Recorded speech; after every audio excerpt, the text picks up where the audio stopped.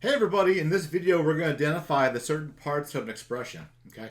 So here we have the expression 9 minus 2c plus 8d and then plus 10, all right? So come on over here first and grab a marker of your choice and go with the yellow, okay? And the first thing we're going to do is we're going to underline the coefficients. Remember, the coefficients are attached to the variables, okay? So we know that this 2 is a coefficient.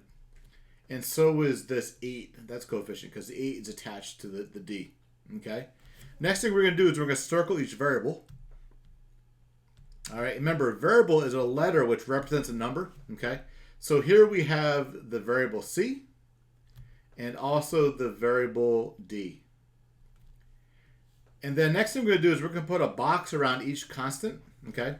And a constant, remember, is a number that's all by itself that doesn't have a variable. Okay. So we're going to put a box around the 9 and also a box around the 10.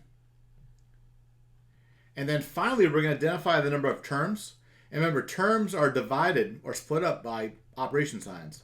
So the 9 is a term, the 2c is a term, the 8d is a term, and so is the 10. So altogether, there are 4 terms.